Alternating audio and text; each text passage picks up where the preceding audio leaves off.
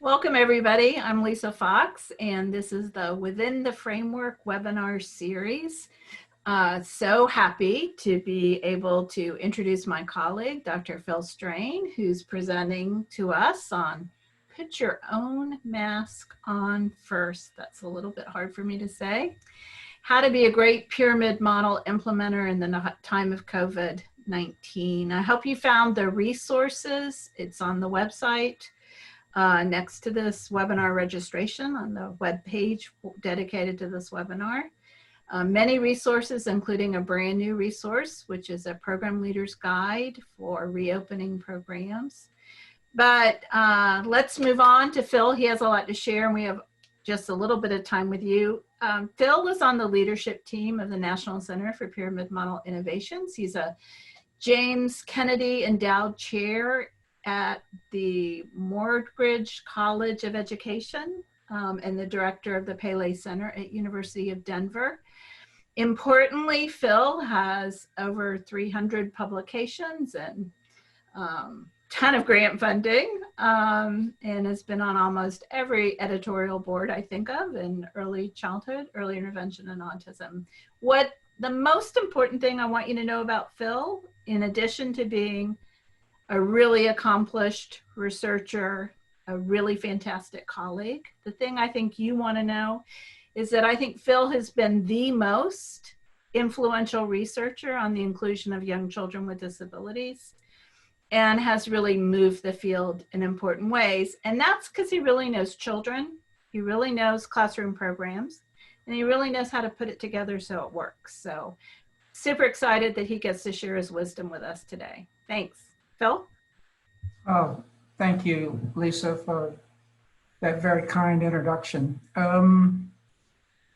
Pleased to be here, but admittedly a little intimidated. I sort of feel like a 5-year-old bringing a bucket of sand to the beach on this particular topic, because there's been so much that has been written and filmed and disseminated about this issue, and appropriately so.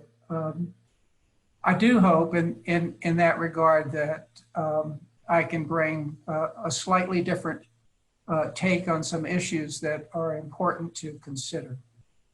So let me begin by taking you to a different reality. I don't know about y'all, but day to day and moment to moment, I am really happy to be thinking about a different reality to the one that I'm living in now. So here's where we're going to go. We're going to go to a land far, far away and a time seemingly long, long ago where people got on devices called airplanes. And when they did this, they were the recipients of a variety of instructions. And the most common instruction, perhaps, was the instruction of put your own mask on first before you help others. It was good advice in that land far away and in that time long ago. And I would argue that it's really good advice right now. There is a common idea in our culture, folk wisdom, if you will. Folk wisdom isn't always correct, isn't always science-based, but in this case it is. And that is, the translation being that if you're going to help young children in this time of COVID-19, it's important to take care of your own self. And here's the deal. I know some of you, and you're the last people on earth that put your own mask on first. You are great and you are heroic in doing just the opposite. But I'd like for you to consider, at least for a few moments today, that maybe in the long term, That's not the most functional way of behaving. So, with that brief introduction, what can we do? What resources do we have that can really help? Let me ask you a question. When you are overburdened yourself, personally, when you're overwrought, when you're overmatched, where do you go for support? I bet the answer is you go to the people who are most likely to provide nurturing and responsive interactions with you on a regular basis. I bet you search out environments that are highly familiar, highly predictive, highly reinforcing, very positive, warm, and loving places to be. I bet some of you realize when you're overburdened and overwhelmed and perhaps overmatched, that you realize that your current skill sets are not sufficient. And you seek out help. You seek out help from your peers, your friendship networks, teachers, therapists, ministers, the internet, whomever, whatever. And some of us need even more. I would like for you to think in the next few minutes, and beyond that, quite frankly, that the pyramid model has no real developmental or age limits in terms of its applicability. Here's the truth that we don't often talk about, and that is various elements within the pyramid model actually have more data to support their effectiveness with adults than they do with children. I'd like for you to consider the fact that the pyramid model can be used in this time with everyone and every place, whether it's your early care and education setting, your home, your community, in the homes of adult clients that you may serve.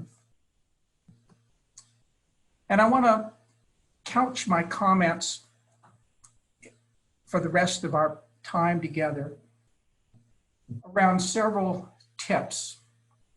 And I've divided these admittedly somewhat arbitrarily in terms of tips for administrators and tips for practitioners.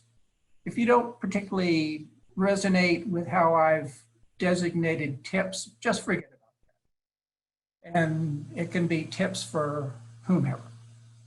Here's the first one, that administrators need to provide the time and the space for people to spend lots and lots of time planning.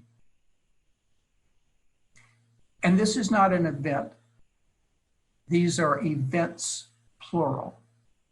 These are not things that will happen just in July and August and early September, but will likely occur for months and months and months to get it right.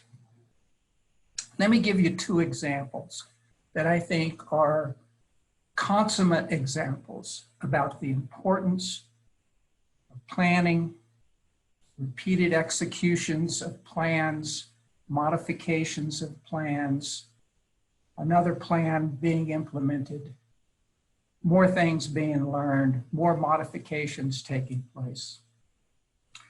It took the Wright brothers 9 years to stop crashing and start flying.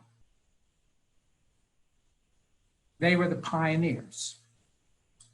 And you and your staff, in a very real sense, are also the pioneers.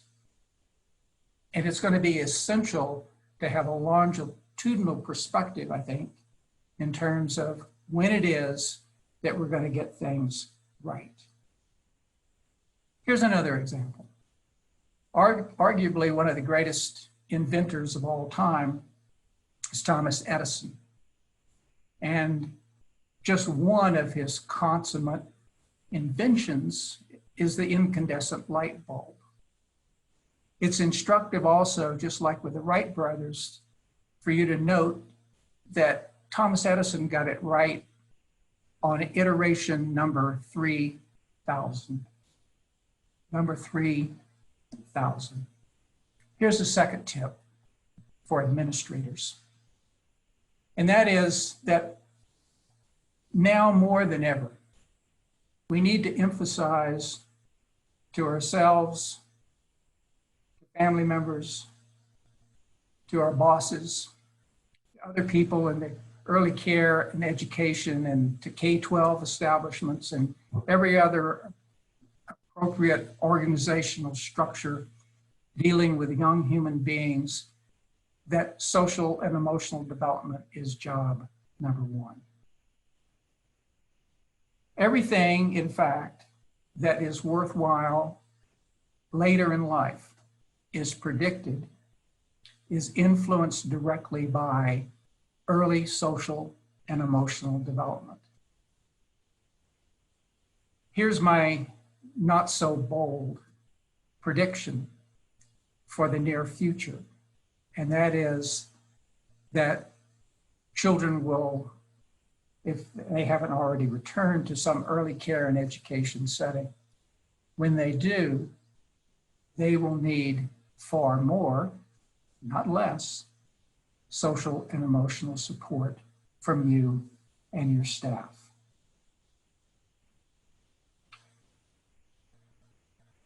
One of the things that I ran across recently, actually thanks to Lisa, was a document from the American Enterprise Institute, a bastion of, if you will, conservative thought for the most part.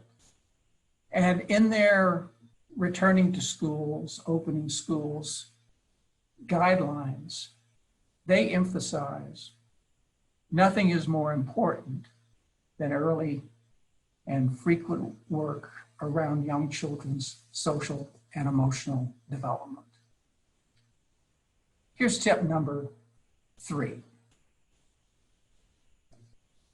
It's essential that you start developing the same sort of observational skills that really distinguish the great pyramid practitioners. They're observing children during a free play episode, and they notice that someone is on the sideline, and they take that opportunity to coach other kids, to invite someone to play. And it makes a difference, not only in the immediate life of that child who was on the periphery, but on the kids who have invited them into their play group. Being a careful observer of important human events is so important to the pyramid model. And it's so important in this respect as well. It's important to be a great observer of self-behavior as well as of other people. Let me do a little, I guess you might call this a self-confessional now, but I don't feel too bad doing it because I'm pretty sure that everybody else on this call and most people on the planet are in the same boat as I am. So here's how my behavior has changed in the last 3 to 4 months. I'm really short with people, especially around, the obligatory social interactions. Phil, how you doing today? Fine. I don't even bother to approximate the full enunciation of the word fine. I just want to terminate the interaction and move on. I'm also really easy to anger for the most trivial and silly stuff. I was riding my bike the other day. I try to ride my bike pretty much every day.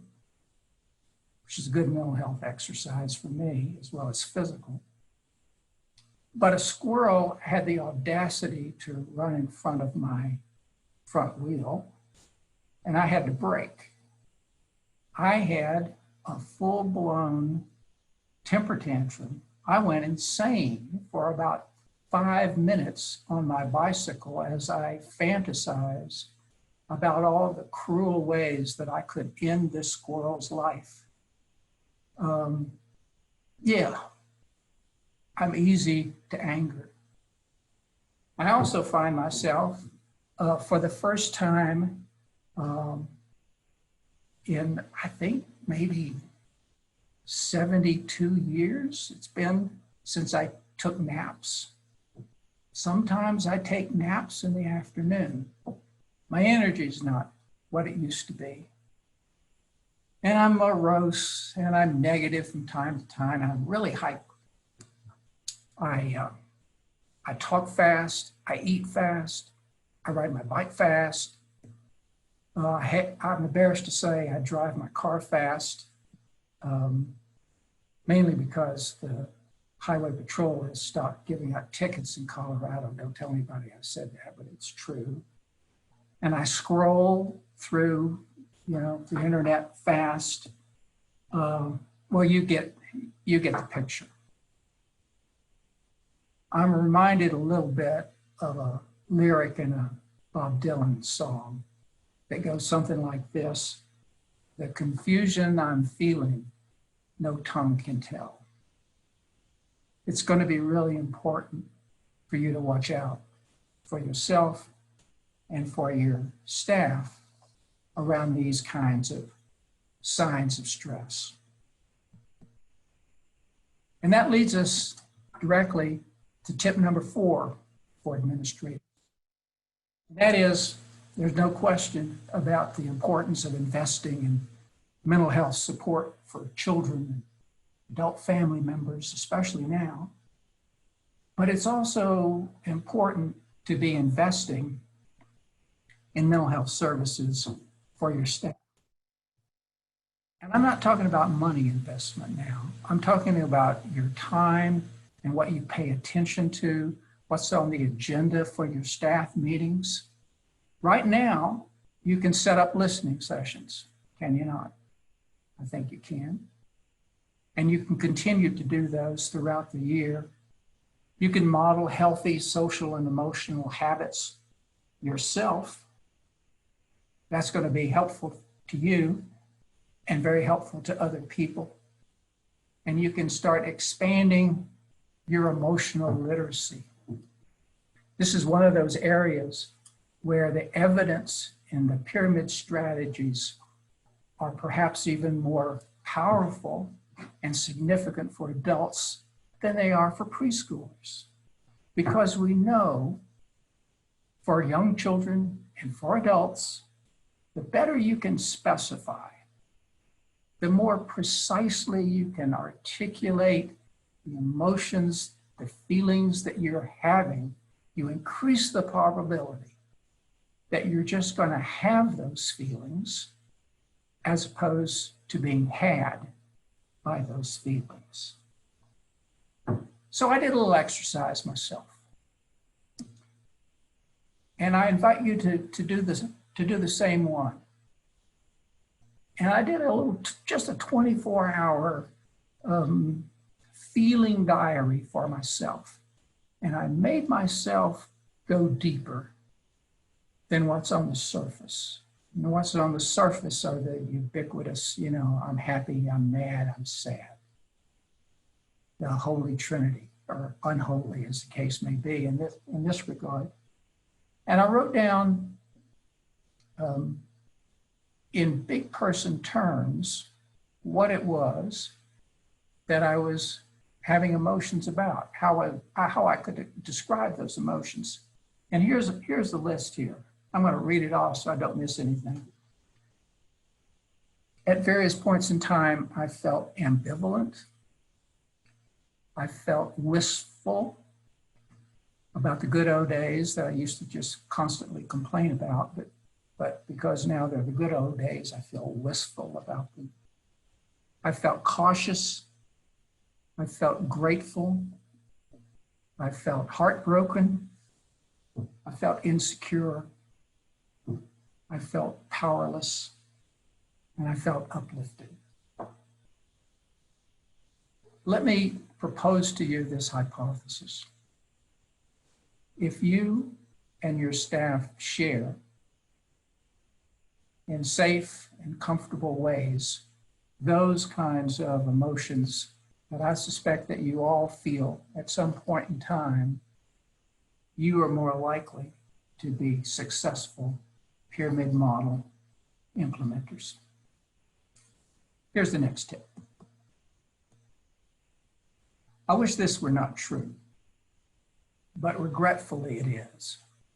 And that is a lot of the wise comments and guidance around promoting health in the time of COVID can be, I emphasize can, not necessarily, it's not 100%, I don't think, but can pose real risk about our use of evidence-based practices and risking subsequent improvements in child outcomes that we might otherwise be able to realize for children and for families.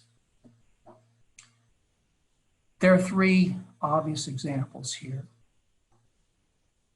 And my invitation to you by presenting these examples is to not be so arrogant as to suggest, well, here's the answer in Kansas City, or here's the answer in Duluth, Minnesota, or here's the answer in Fremont, Colorado.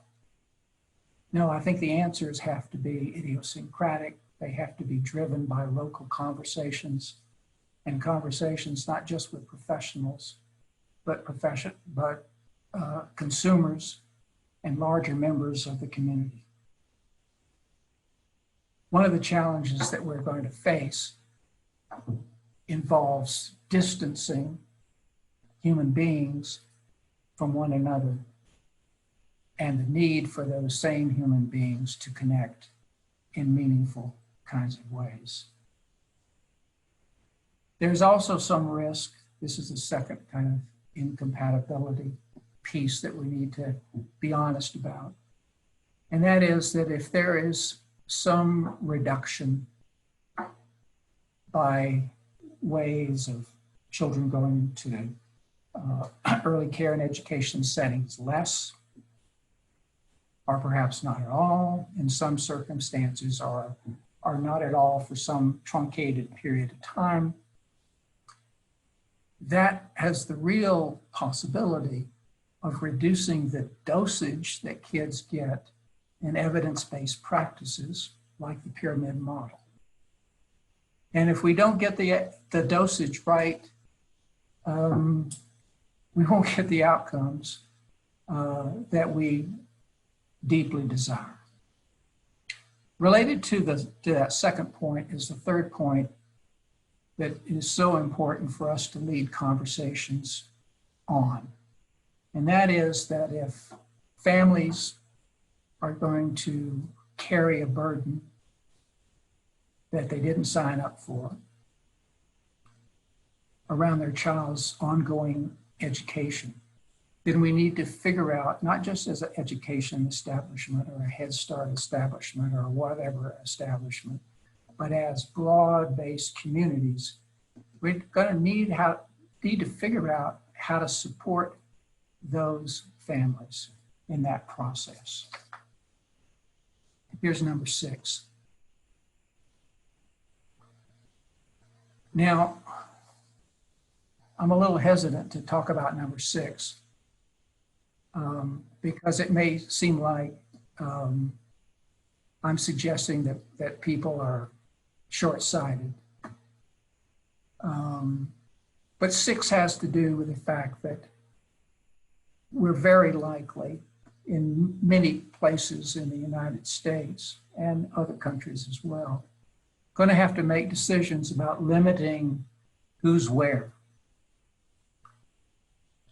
And I would just suggest that it's going to be of fundamental importance every time we make a decision about who goes where, that we say to ourselves, as a result of making that decision, very likely, primarily on the basis of health concerns, have we created some unintentional negative consequence? Some negative consequence, in particular, to children with disabilities? Have we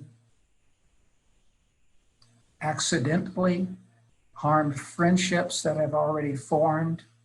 And perhaps equally as accidentally, have we somehow discriminated against families with limited resources? The reason that I added number 6 in this list is directly related to some things that I have overheard recently. Here's what I've overheard. I've overheard administrators say, we can only have X number, 9 kids in this class, and we can only have 1 or 2 adults. I can't figure out anything else to do. And so what I'm going to do is I'm going to have all the children with developmental disabilities in that class. I've heard other administrators say this. Our school district has decided to prioritize vulnerable children, vulnerable in terms of their current as well as their future academic success. Those kids are going to have the priority of being in school. And here's what I'm going to do with my 9 kids that I have access to for a classroom. All of them are going to be the children who are vulnerable. Well, both those 2 strategies, I think you might consider as being a bit short-sighted. That's why number 6 is here. Here's number 7. It's really important to be data-based as an administrator, anytime, but especially now. And one of the sources of data that is going to be really helpful to you and your staff going forward around the discussions that need to happen specific to COVID and getting things right is just having a baseline on what is it that people are thinking and feeling. And here's just an example. You probably would also want to have a little survey that you would send out about what are your thoughts and what are your feelings about virtual? What are your thoughts and feelings about some hybrid kind of system? What are your thoughts and feelings as practitioners around kids going a limited number of days per week? And this is just an example of a little rating form that you might utilize. I'm going to take a moment and have a delicious sip of not Starbucks. While you swallow, Phil, let me remind people that there's a question and answer pod. That'll give you a minute to take another sip if you want, and they can ask any questions of you that we'll get to at the end of this. Thanks. Wonderful. So, I want to talk about a few tips for practitioners, if I may. Here's tip number 1, and that is start now, because it's very likely that if you haven't already done this, that you're going to need to redesign every routine in your classroom. And let me just say, there's some fabulous resources already on the NCPMI website in this regard. And if you haven't accessed those, I strongly recommend that you do that. They will be of enormous benefit to you. But here's my concern, and what drives that suggestion that literally everything is going to have to be redesigned. It's going to have to be redesigned for health reasons, but at the same time, it's going to have to be redesigned with this thought in mind, and that is, I think the likelihood approaches 100%, that pretty much every child who you come into contact with is going to need more, not less, hugs, attention, and caring from you and from their peers. That's going to be an intellectual challenge for you to overcome. I'm confident that you can do it. And the suggestion is that you need to start now in that regard. Here's some resources that you might not know about that I want to share with you. And these are on Pele TV website, which I invite you to go to. So we developed in the late spring and early summer 10 different, if you will, sets of resources for early care and education providers to use in their ongoing work with adult family members who were serving as their child's teachers at home, if you will. And one of the things that we focused on was how to promote peer interactions and friendships virtually. And so there's a video that explains some of the concepts around that. But more importantly, what we did as a resource distribution to people is that we curated a variety of different videos and other products that could be directly used to accomplish this goal of keeping kids connected, especially keeping kids connected who were close friends, who were missing each other, and as a function of missing each other, were not having a good time, and who were really upset about that. I'll give you just a couple of examples of things that that we found to be particularly effective in that regard. And one was, as families would be appropriately isolating from other families, kids would go on nature walks. Those would get filmed, videoed on camera, and then that was shown to the child's friend peer, along with a little narration. That was a huge hit. Parents audio taped good morning and good night greetings for friendship pairs. That was a huge hit.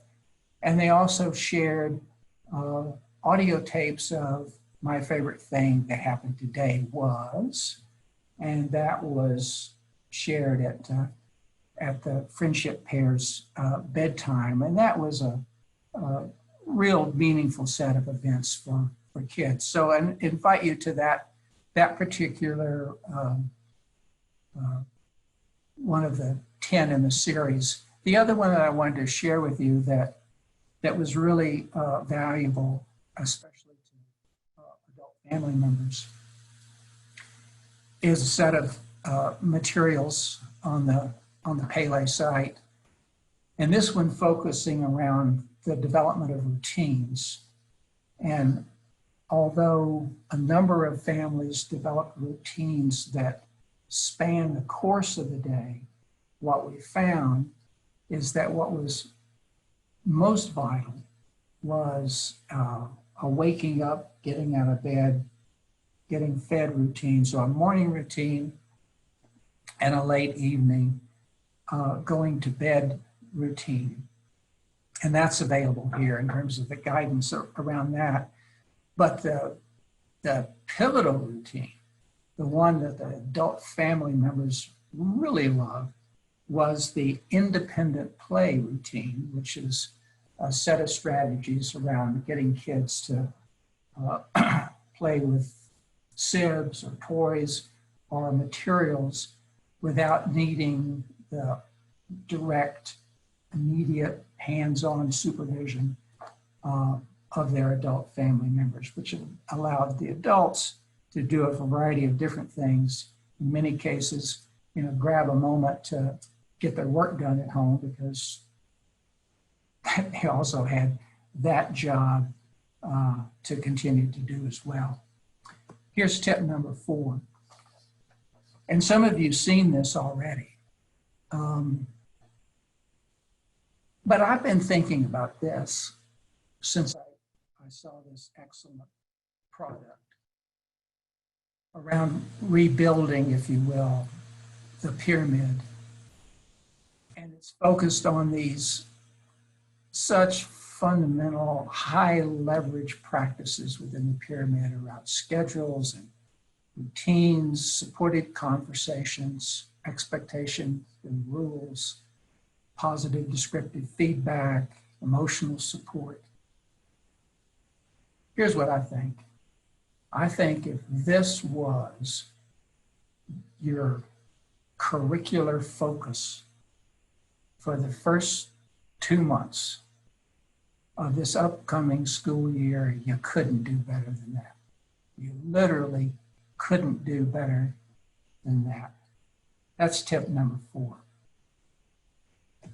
Here's tip number 5, and it has lots of parts to it. And now we get back to getting your own mask on first. So here's my recommendation, that you take the time once or twice a week, no less than that, once or twice a week as a team to engage in the following behaviors, not with kids, but with each other. And that is, and you're probably going to want a different looking feeling wheel or feeling chart. But going back to some of our recommendations for administrators, it's going to be essential that we be straightforward and honest with each other about all the feelings that we're having about living in this time and working in this time. And of course, just like with kids, the most important lesson for adults to learn is that feelings can and do change, and they can and do change by your own willful behavior, by you deciding to think differently, to do differently, to implement different solutions to different problems that emerge. So that's my first invitation, once or twice a week, informally. Doesn't have to be a long period of time. Could do this for like 5 or 10 minutes, and it'd be a powerful intervention for your team of using your own feeling wheel. And how about expanding your own emotional vocabulary as a team? Goes hand in hand with the recommendation number 1.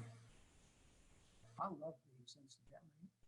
My favorites are, just so you know, bored and disgusted. I'm often disgusted, but I'm seldom bored. And here's recommendation number 3, as a team, that you develop your own problem-solving strategies.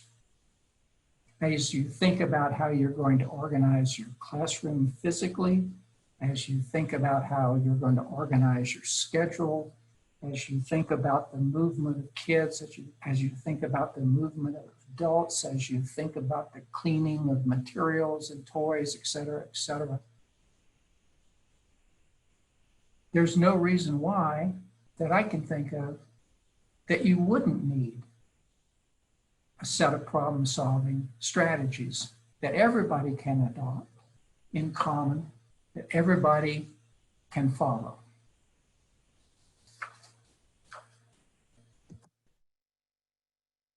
Also related to recommendation number 5, I told you it's going to be a long one and a complex one. And that is that it's important to apply that fundamental ratio, that 5-to-1 magic ratio of positives to negatives or neutral statements. And just like we do with kids, when we do that, it has such a profound impact, not only on their challenging behavior and reducing the probability of that, but on their just level of happiness to be where they are. It's important to do that with each other. It's important to do that with your team. Sometimes it's obvious what the 5s are for people. And sometimes it's not so readily obvious.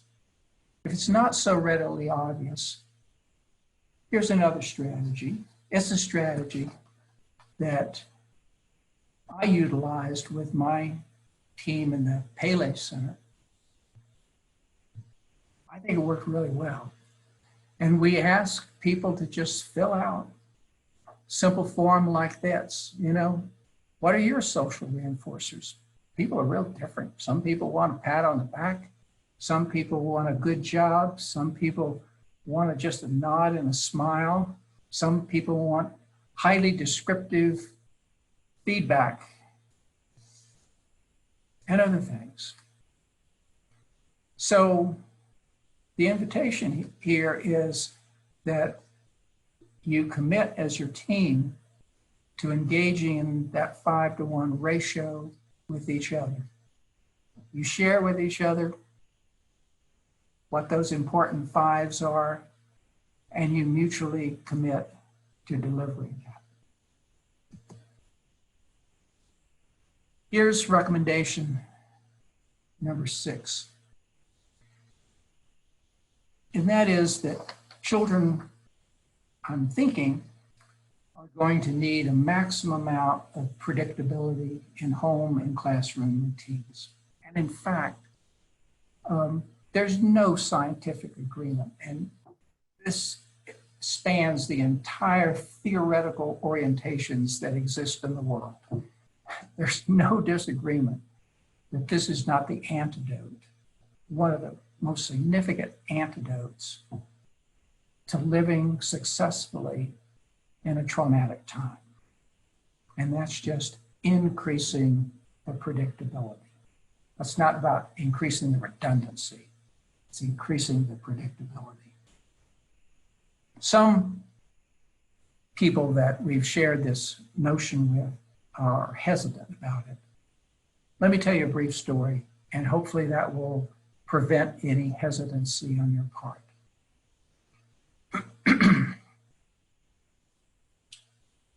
Going back to airline travel for a moment. I would fly most frequently, of course, in and out of Denver, and to, for various reasons, Washington, D.C. and Portland, Oregon.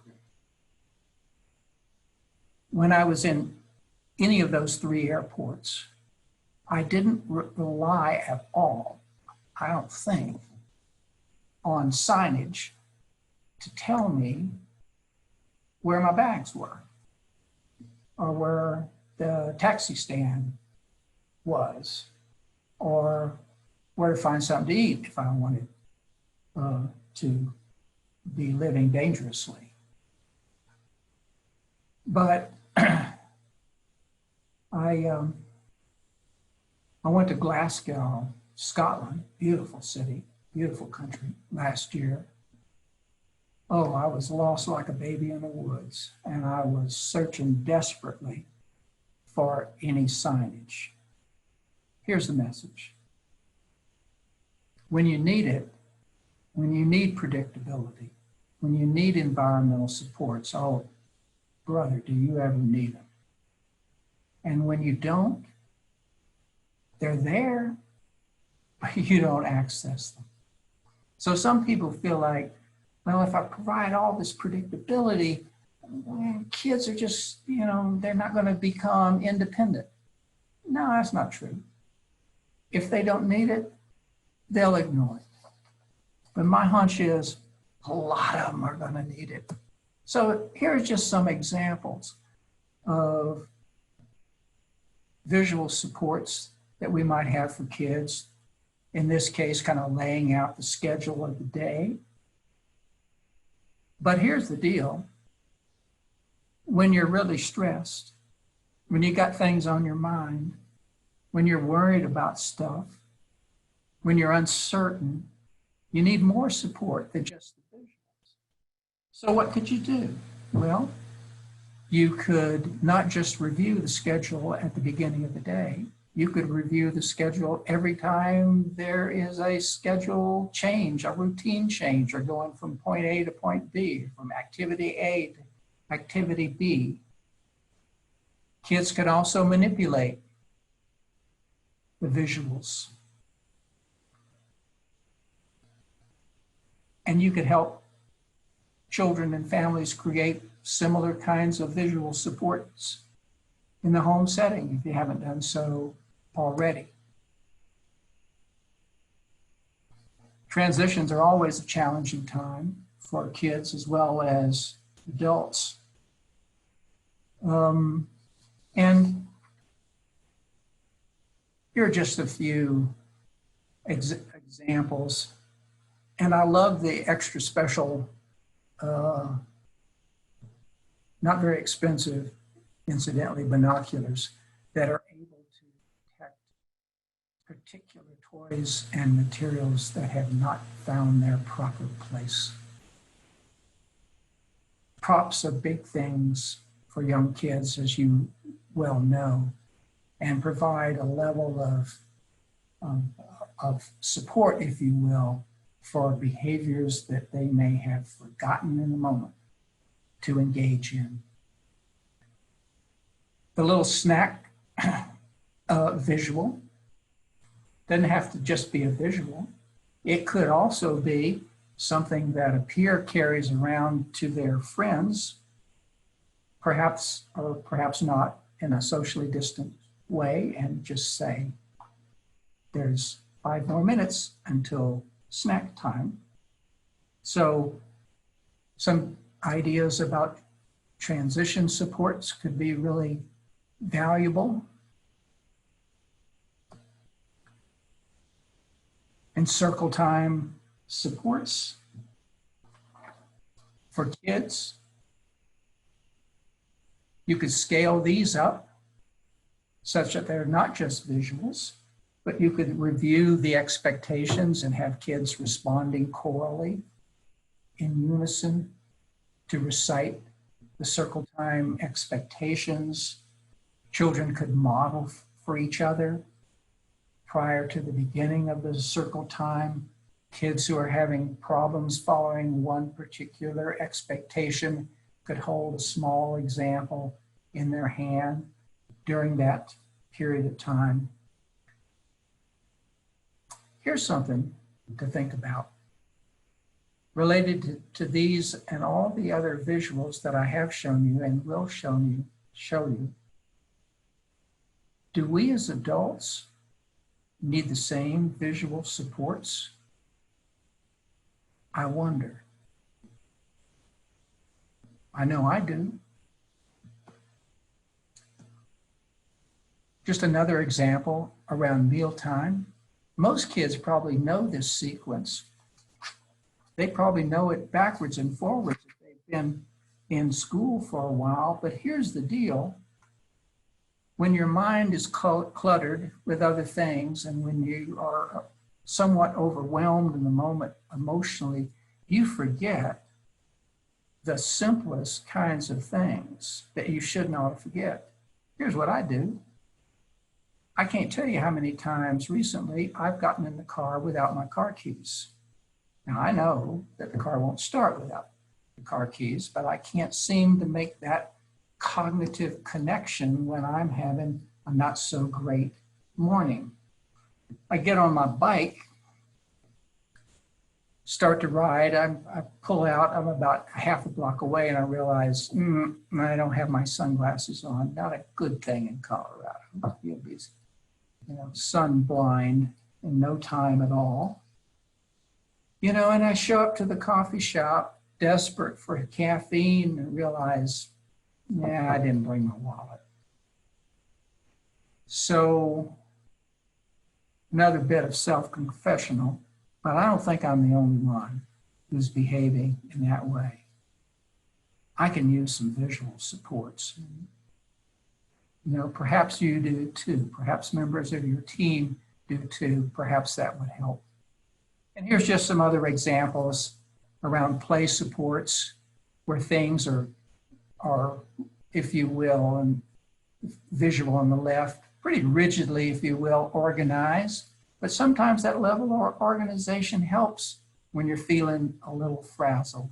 And sometimes you don't remember how to engage in that dramatic play episode around restaurants. And here are some examples of providing a supportive environment that allows you to be fluent when you're not necessarily feeling like being fluent. So we're about to wrap up. And I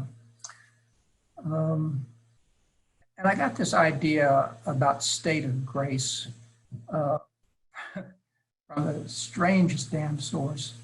For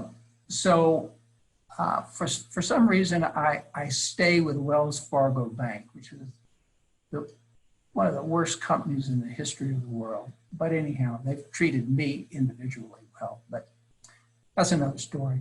Anyhow, when you go on their electronic site to check out how your standing looks in terms of your checking and savings and credit card accounts, there's a little notice about if you're having issues with any of these things related to COVID-19, please, click here and we'll be glad to help you. And so I didn't have any of those problems, thank God. But just out of curiosity, one day I clicked on it and it took me to this page where they talked about if you have issues, then there can be a grace period for payment of your mortgage or partial payment or credit card payment, deferred or just something below the minimum. And I got to thinking, well, that's a great concept now for people who've suffered financially, but it's also a great concept just in general, I think. And at the same time, I ran across a couple of other data sources that fit here. And I thought I'd share them with you. National database here. 70% of adults in the US report that this is the worst time in their life. Can you imagine that? When you think about all the difficult things that people have gone through in their life, 7 out of 10, this is the worst time in my life. And 60% of workers in general report a fear of going to work. Those two things, I think, speak to the importance, I hope, of some of the recommendations that I have provided you today. But let me just suggest that it's important for us going forward to be living as much as possible in a state of grace. And there are some elements to it. that are also, I hope, consistent with the recommendations that I've shared. And they are to assume a positive intent by people. It may not always feel that way, but I think it's an important assumption to have, especially around folks that we work closely with. I think it's important to assume a need of support, whether someone asks for it or not.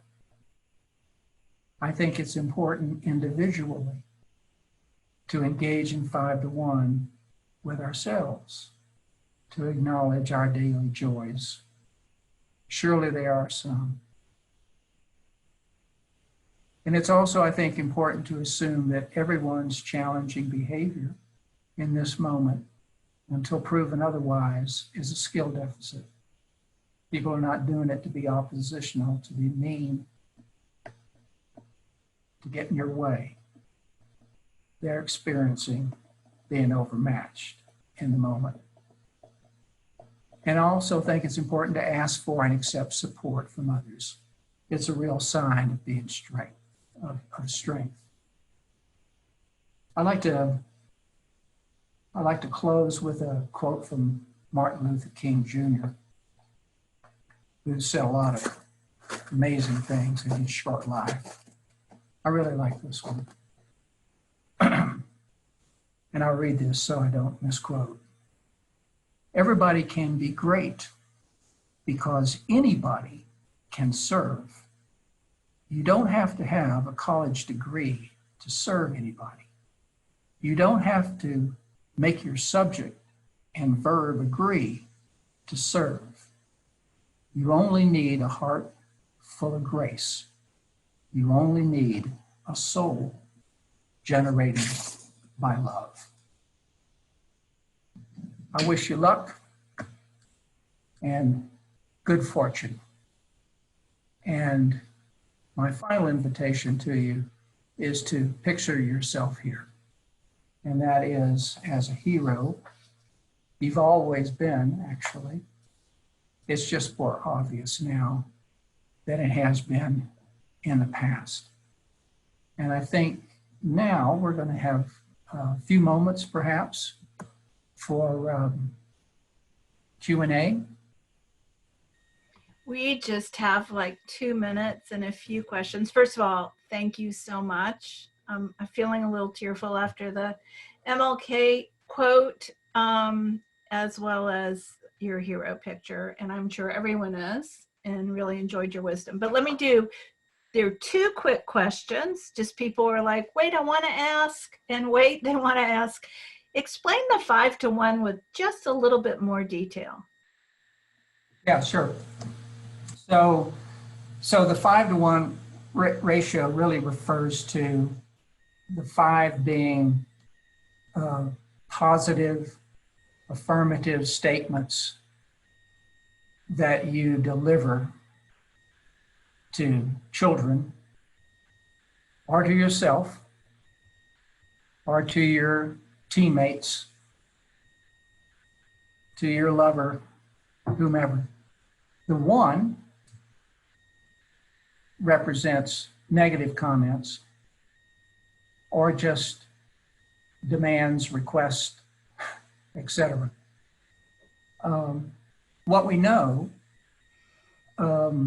is that in early care and education settings that maintain that 5-to-1 ratio, it acts as a preventive agent around the occurrence of challenging behavior. It also turns out to be one of the most powerful predictors of marriage longevity, and a whole bunch of other things. Yeah, that's 5-to-1 in a nutshell.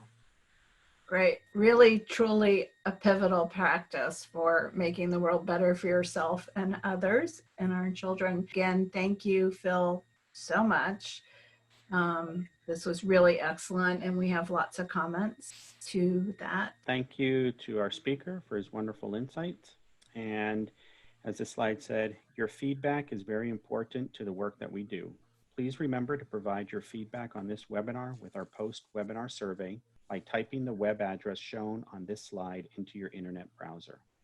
Your certificate of attendance will appear once you submit the survey. We invite you to visit our website, challengingbehavior.org, to sign up for our upcoming webinars, access recordings, and download pyramid model resources and more. And we want to thank our funder for making this webinar possible. This concludes our webinar. Thank you all and have a great rest of your day.